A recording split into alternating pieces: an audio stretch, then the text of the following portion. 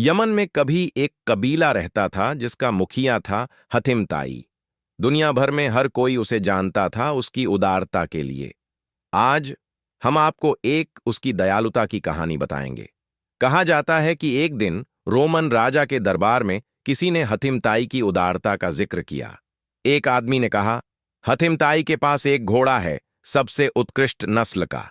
वह इतना सुंदर है कि जो भी उसे देखता है उसके प्रशंसा किए बिना नहीं रहता। यह सुनकर राजा ने कहा, किसी के बारे में राय बनानी चाहिए जब तक उसे परखा न जाए, अन्यथा यह बुद्धिमानी नहीं होगी। फिर राजा ने अपने मंत्री को आदेश दिया, जाओ और हमें हथिम ताई की उदारता के बारे में जानकारी लाओ। उससे मांगो कुछ ऐसा जो उसके लिए सबसे प्यारा और मूल्यवान हो। तुम्हें उसकी मांग करनी चाहिए, उसका शीघ्र घोड़ा।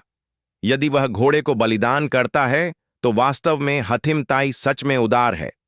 मंत्री और दरबारी अपनी यात्रा पर निकले और रात को हथिम ताई के घर पहुंचे। उस समय भारी बारिश हो रही थी। अंधेरा आसमान में छाया था और गरज और बिजली की चमक माहौल को भयावह बना रही थी।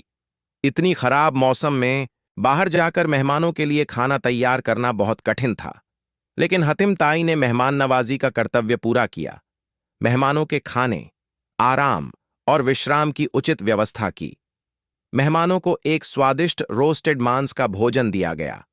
वे खुशी से खाए, अपनी यात्रा की थकान से मुक्त हुए और जल्दी गहरी नींद में पड़ गए।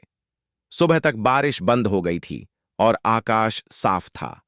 पेड़ ताजे धोए हुए लग रहे थे और ठंडी हवा चल रही थी। नाश्ते के दौरान मंत्री ने हथिम ताई का स्वागत करने के लिए धन्यवाद दिया और कहा, हमारे राजा ने तुम्हारे घोड़े की बड़ी प्रशंसा सुनी है।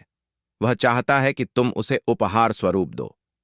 यह सुनकर हथिम ताई का चेहरा उदासी में डूब गया और वह दुखी होकर बोला, यदि तुम घोड़े के लिए आए थे तो तुम्हें आकर तुरंत मुझे बताना चाहिए था।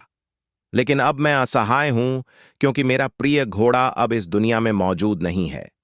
उन्होंने फिर समझाया, कल रात तूफान में और तेज बारिश के कारण मेरे लिए इतना सारा भोजन तैयार करना नामुमकिन था, न ही मैं गांव से कोई जानवर बुला सकता था। इसलिए मैंने अपना घोड़ा बलिदान किया और उसकी भुनी हुई मांस की दावत में परोसी। मंत्री इन शब्दों को सुनकर आश्चर्यचकित हो गए।